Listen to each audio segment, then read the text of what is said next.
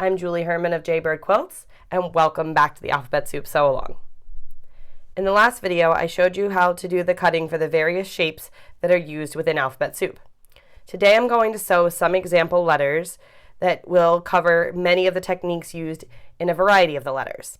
In addition to sewing the A and K examples today, I have also filmed videos of J, O, and Y during the Joy Sew Along last fall. Those are all linked in the description below.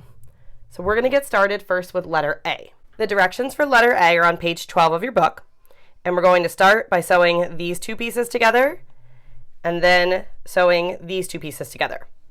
If you have cut all of your points so that they're all blunt points and not sharp, it helps very much with alignment. You know perfectly where to line things up. Just flip this piece onto the half hex. We're going to sew there.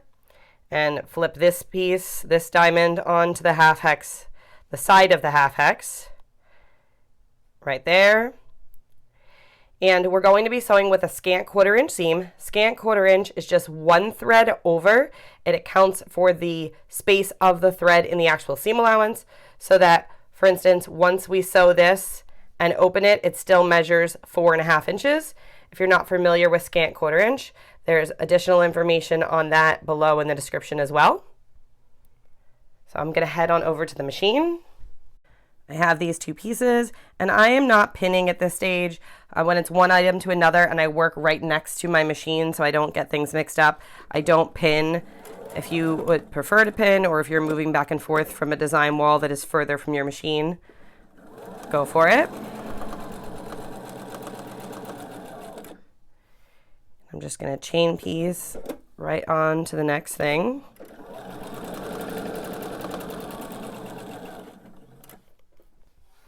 And the next step involves sewing these two to each other. So I got to make sure they're both out from underneath the machine.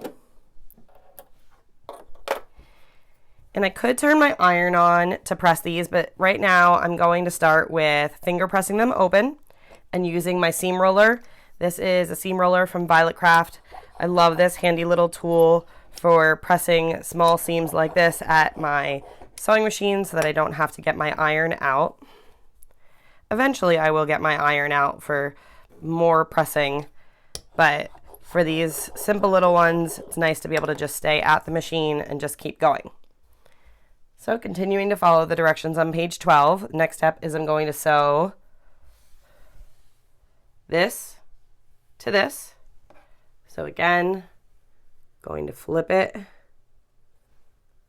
line those up, and sew my scant 1/4 inch seam.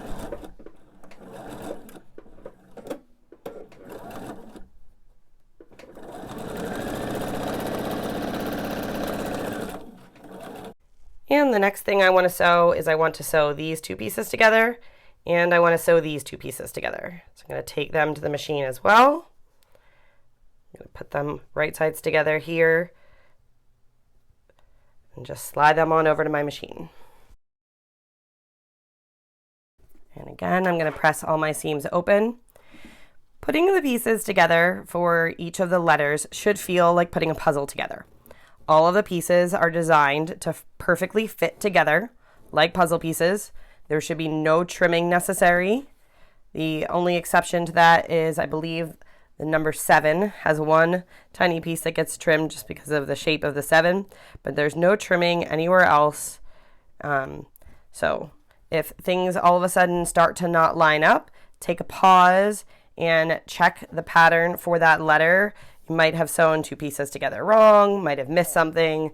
So if something is off, before it gets more off, pause to evaluate and see why. So I'm just going to take everything back to my little design area over here. Okay, so we're just continuing to build our puzzle and following our directions. Next step is to piece this to here. And you can see that here, this is what we're going to be lining up. There's nothing to line up here. Technically, you could press this one way and this the other way and nest. That's not something that often happens with my patterns. Most of the time things are not able to be nested. I prefer to press everything open because it helps things to lay flat in the final project. Most letters don't have opportunities like this, so I am simply going to put them right sides together and line this up. And I think this is the first opportunity I'm going to take to put a pin just to make sure that doesn't move. So I'm going to check and then just put one little pin and sew this piece on. Generally, I'll work on one letter at a time. Sometimes if I'm working on two simpler letters, I might go back and forth so that I don't have to keep cutting my piece off and I can chain piece between two different letters. But I find if I work on too many things at the same time, I often get things mixed up. So especially with fussy cut pieces, it's easy to take one half hexagon and then accidentally place the half hexagon you meant for the A block into the M block or into the E block, and it might not be the right orientation. So generally I will work on one letter at a time. Okay, and again, just going to continue to press my seams open. And I do have more intersections here, so this is of course going to lay a lot flatter when I press this with my iron, but my next piece is going on right here, and I feel like I can get this flat enough without turning my iron on. So I'm just going to keep going for right now. So now I'm going to add this piece. So flip that on, and then line these up and place a pin.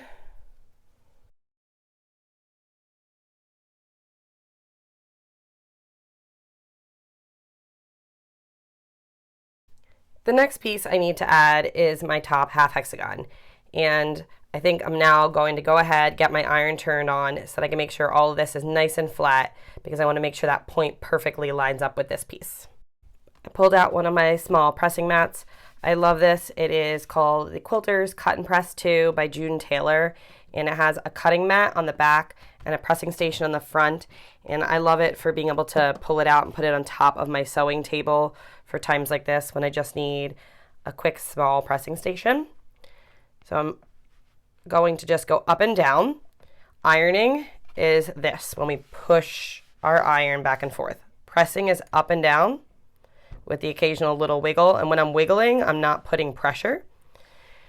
When you push your iron and iron things like iron clothes, iron a quilt back, you are having the possibility of stretching and distorting things, and you want to make sure not to do that with your letters. We have a lot of bias here. Regardless of how you did your fussy cutting, all of these shapes have at least one, if not more, bias edges. I like to press from the back and from the front. I find that helps it lay nice and flat. So as I mentioned, this is the next piece to go on. And normally we would sew with the smaller item on top, head to the machine, piece it like this. But if I do that, I can't see where that point is. So instead of sewing from this side, I'm going to line things up approximately, flip this over, and I'm going to sew from this side. That way, when I get to this point, I can make sure my needle goes in right at the point. If this happens to be a tiny bit smaller or more generous than 1/4 of an inch, I'm more concerned with landing on that point than my seam allowance being the exact size, because your eye's really going to see that point and you don't want to lose it. So here's what that looks like. I have not pinned, and I'm simply going to line up this blunt corner with this edge, and that's where I'm going to begin sewing. And then I'm going to carefully keep an eye on that point and then make sure that I'm lined up here on this end. Right now I'm not worried about being lined up over here. I'm just concerned with where I'm starting. So now that I have it started, I'll take this and line this up properly down here.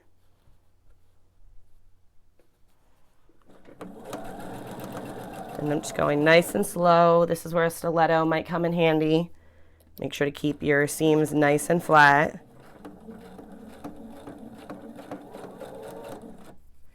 And I'm going to use a stiletto to hold them together without having to get my finger too close to the machine. And since I have my iron on, I'm going to go ahead and use it to press this seam. Still going to finger press it open. I find it's much easier to get things pressed open when they have been finger pressed first.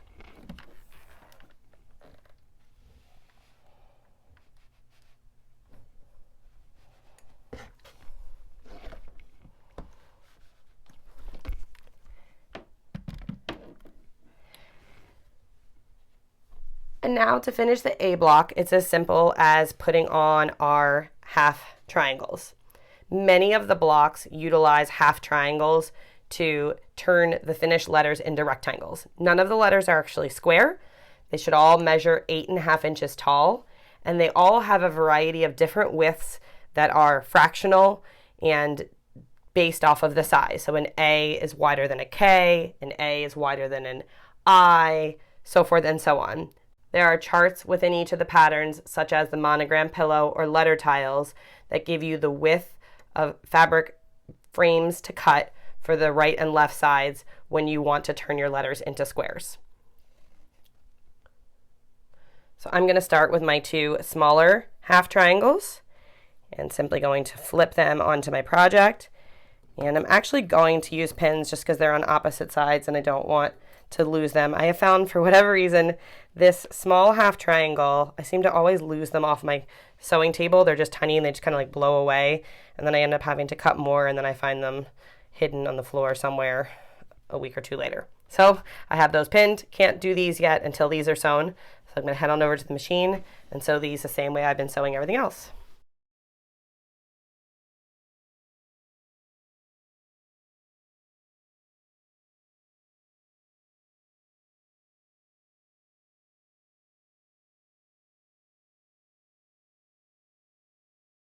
And now finally it's time to put these on. Now, one thing to note is that the notched corner at the top will easily line up here. Down here is a little bit different story.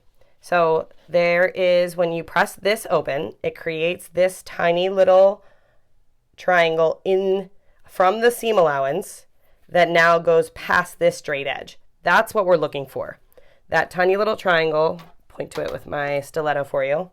This tiny little triangle right here, that's the point that I want to utilize to match up with the bottom of my large half triangle. So I am going to go ahead, line that up, put a pin in down there, and put a pin in up here.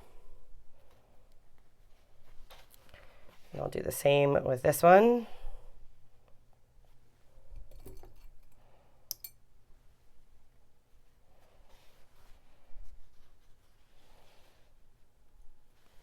And again, line that point up with that tiny little triangle.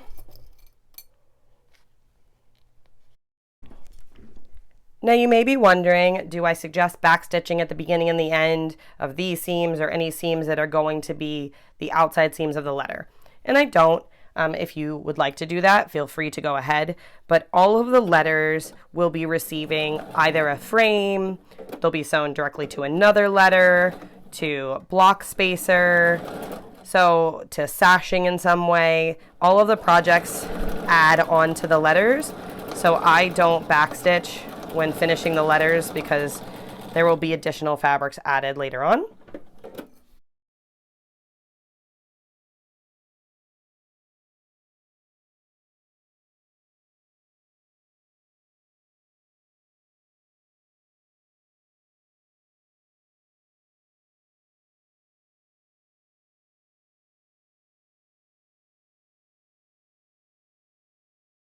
And now I have finished my letter A. I love how this turned out.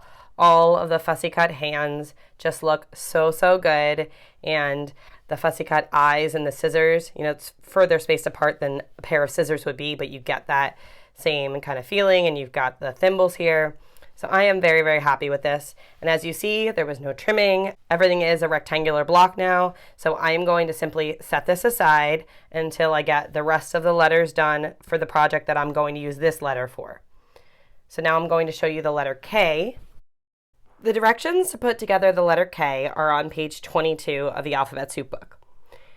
One of the reasons I wanted to show the letter K is the letter K is an example of sometimes it might seem a little funny or a little weird the order that I have you sew things, but there's a method to my madness. The reason I have you sew things in a certain order is to avoid Y seams or to avoid any type of funky construction. As you can imagine, if we started by sewing the two of these and we sewed a bunch of things over here and then these, all of a sudden we've made ourselves a Y seam. But we don't want to have to sew a Y seam if we don't need one. Some of the blocks are easily divided on a vertical line or on a horizontal line. this has this diamond here right in the middle, so I can't split this block in half and sew just the top, just the bottom. So as a result, I got a little creative and I have you sewing this block diagonally. So steps 1 and 2 have you sew things that will yield that. Then steps 3, 4 have you sew things that will yield that. And then steps 5, 6, 7, and 8 have you sew things that will yield this. Then final step, we sew this to this, this to this. Some of the letters are like this, some are more complicated than the others, but they're all a puzzle and they all perfectly fit together if you did your cutting right and if you sew with an accurate seam allowance. So take your time. This is not a race. And I will show you now how we're going to sew the letter K together. So we're going to start with this piece and these two. Like I said, it might seem funny that I'm just pulling something from the middle, but there's a method to my madness.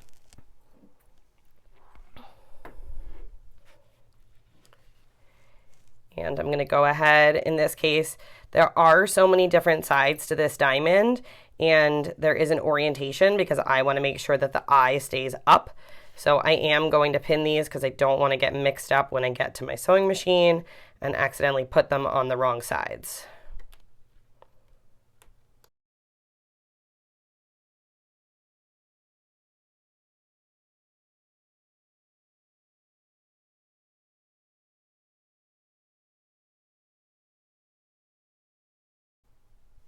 Continuing on with page 22, I'm going to add the next few pieces.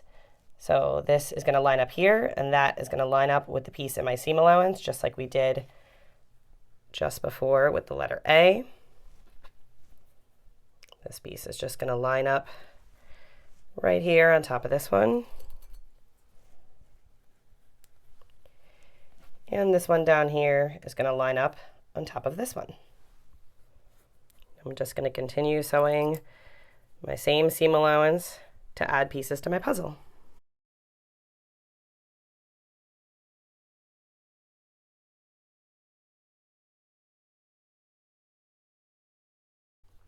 So now that I have these two sewn, they're kind of getting in the way of where I want to be here. So I'm going to go ahead and make sure I press these seams to get these pieces out of the way. I don't want to accidentally sew them down into my third seam.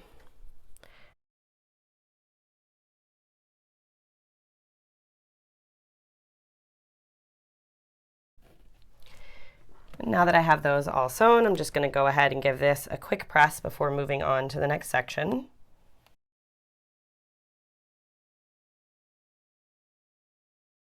So again, follow along with my pattern. My next section is here.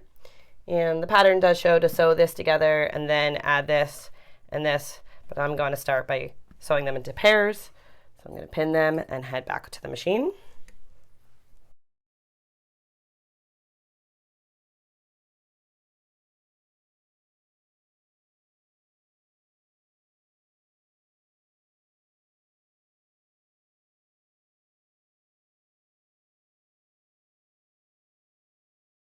It can be very easy to get things turned around and sew things in the wrong place, so I always lay them back out and double check the orientation, check my pattern before continuing to sew and doing the next step.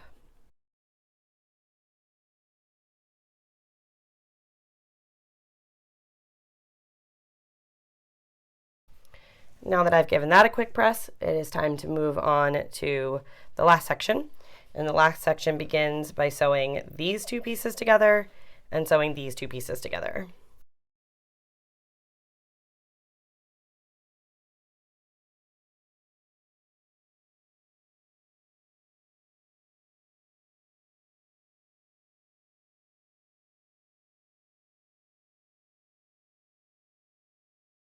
And I've checked this is where these go, so I'm going to go ahead and sew this on. And as you can see, pretty quick, my letter K is coming together. Sometimes with some of my Jaybird patterns, I don't have to look at the pattern at all anymore. I've made the quilt enough, I have it memorized. Alphabet Soup is not one of them. These blocks are not hard, but they can be complicated and they do require a little bit more attention to detail. And I have made the mistake of thinking I remember exactly how I put things together, and I start sewing a letter without following my own directions, only to later regret it because I realize that it was actually a different way that I had put it together so that it made things easier. All right, that is the last part that we need right here to finish the third section of the K.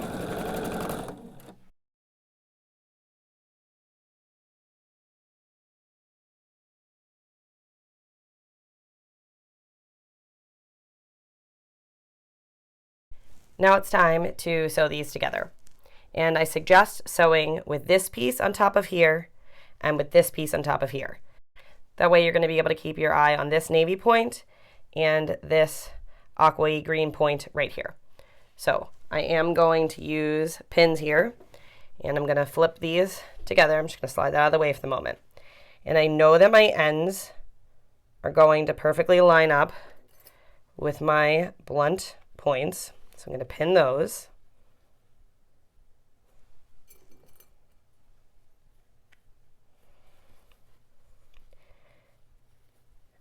And then I know that this horizontal line should line up with this horizontal line. So I'm going to take a look at those and pin that.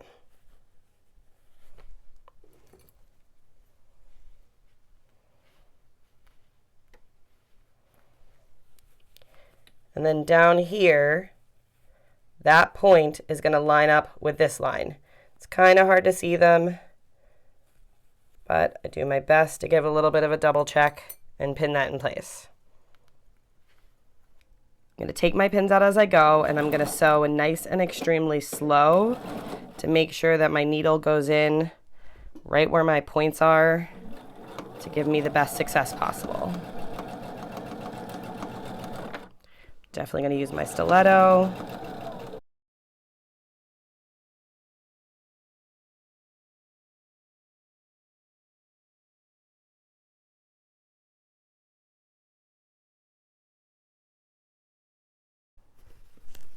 All right, so here is that seam, and things came together really good here. It's a tiny bit off here. This one is set down a little bit, but I think because I didn't lose my navy point, it still gives me what I want for the readability of the K. So I'm not going to go ahead and fix that. I do fix things sometimes. It depends on how far off it is, and are you going to see it, and is it going to affect, how is it going to affect the quilt? So with something like this with words, is it going to affect readability? Is it going to take away? Is it going to be a distraction?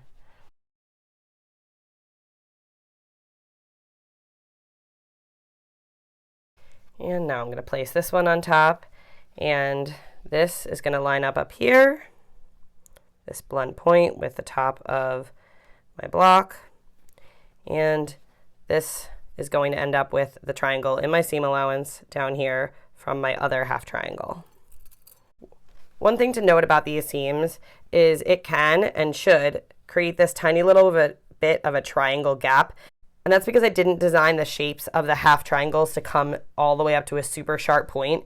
You would need all that fabric there to fill that in. It's in the seam allowance, and it's not going to be a problem when piecing. So that is correct. I know sometimes that kind of alarms people to have that little tiny missing area, but you do have that, and it is correct that way.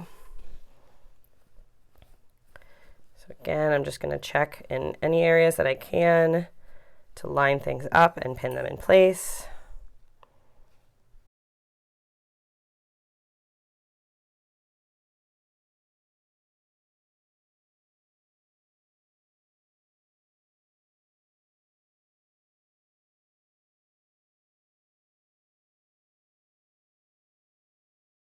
So now I have my letter A and my letter K both pieced together. As I mentioned earlier, if you want some more information and you want to watch videos on me piecing J, O, and Y, those are linked below. If you have questions that are related to other letters and piecing and are things that I didn't cover today, you can ask those in the comments or in our Jaybird Quilt Sew Along Facebook group, or you can send me an email. If you enjoyed this video, I hope you will like it, leave a comment, and subscribe to the channel. I'll be back here in a couple days to go over our first project, which is turning one of our letters into a monogram pillow. See you soon!